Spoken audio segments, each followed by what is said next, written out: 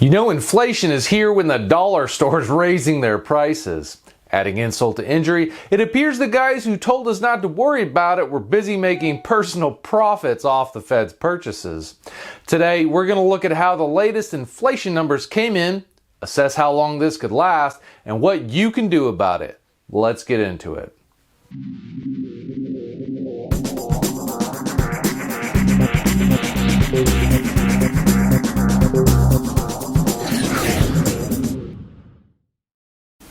The government's latest inflation numbers came in this week and they weren't pretty. The Bureau of Labor Statistics reported that the Consumer Price Index increased by 5.4% from September 2020 to September 2021. This is the highest year-over-year growth we've seen during the pandemic, and aside from one point in July of 2008, the highest we've seen since January 1991. The question of whether or not we're experiencing real inflation is no longer a question in anyone's mind. The media has blasted us with accounts of inflation all throughout the economy, from basics like food and gasoline all the way to the other end of the spectrum and hitting things like luxury watches. It's got to a point where the dollar store might have to rethink its name. We recently learned that Dollar Tree is planning on selling some of its products at prices of $1.25 or $1.50.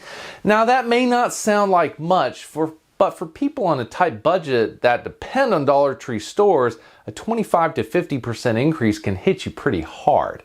And we can't blame this on what the Federal Reserve has called base effects anymore. The CPI data for this September is the first month where we have a year-over-year comparison with the data last year that returned to trend from the initial drop in prices in March 2020. Previous months have had these base effects baked into them, meaning the rate of inflation seemed higher than it would have been were it not for the drop in prices last year. So the 5.4% we saw in this September's data means that this is genuine inflation we're seeing here, not skewed by oddities in the year-over-year comparison. But the question is this transitory? Will it fade away as many think it will?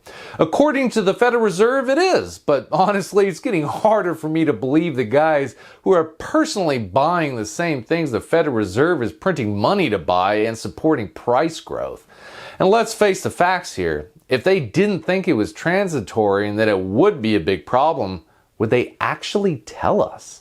I mean, they consider it their job to manage inflation expectations, so they're going to say whatever they can to keep people thinking inflation won't be a problem. Ultimately, it's going to be supply and demand in the economy that determines the price level. There is plenty of demand. The money printing and government distribution of stimulus since the onset of the pandemic has taken care of that. Not to mention, many people did not have to pay rent, mortgages, or student loans for an extended period of time, all of which resulted in a big boost to personal savings. You can print enough money to make everyone a millionaire, but it doesn't matter if there's nothing to spend the money on and you're staring at empty shelves. The supply shortages in the economy are not a secret. We hear about them all the time, and it doesn't take much to find evidence of it in our everyday lives. The whole idea of inflation being transitory depends on how long the supply shortages last.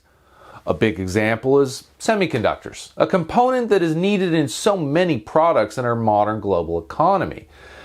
This can be most readily seen in automobiles in the US, which require very large numbers of semiconductors in a finished product. Due to the global semiconductor shortage, automobile prices have surged, and automakers have been producing vehicles and leaving them unfinished in parking lots, waiting for new semiconductors before sending them out to dealers. This phenomenon can be seen in government data on automobile manufacturing inventories, which have surged to record highs. We'll need to see these inventory levels coming back down to levels more in line with historical trends, and the timing of that will give us insights into how the semiconductor shortage is being alleviated. Logistics is another problem.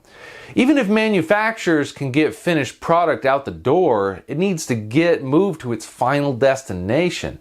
Truck drivers are a critical part of that, and truck transportation industry employment is still down by 22,000 workers since February 2020. The recovery in this sector can help us see how goods distribution capacity is recovering in the broader economy.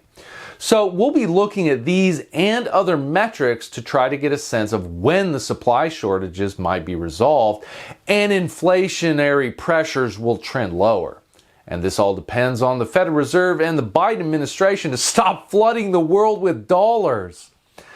But beyond the temporary factors, we do need to be looking at wage and housing rent growth. These kinds of increases lead to inflation that is not temporary. We're already seeing signs of robust growth in wages that, if it continues, could derail the notion that inflation is going to be temporary.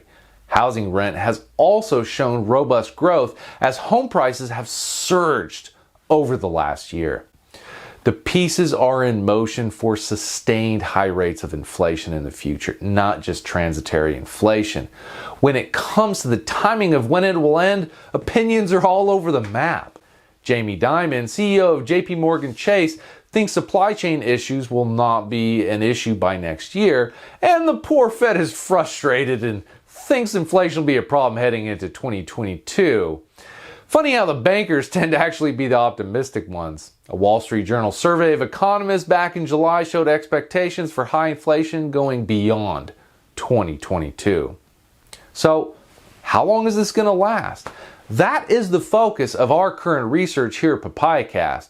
You've seen in this video a sample of some of the metrics we're looking at to track the supply issues the economy is facing and to gauge when we get close to turning points that show we're heading to the other side of this.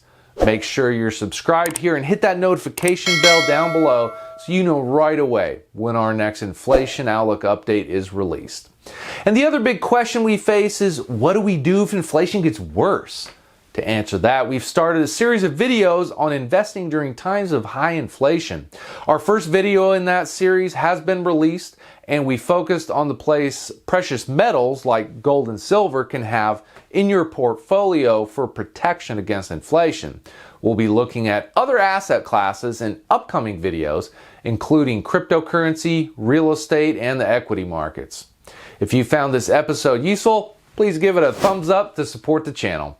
We talk about all things about the economy here, so if you have a question about the direction of the economy, or if you want to leave your own prediction on when inflation will cool down, go ahead and leave that in the comment section down below.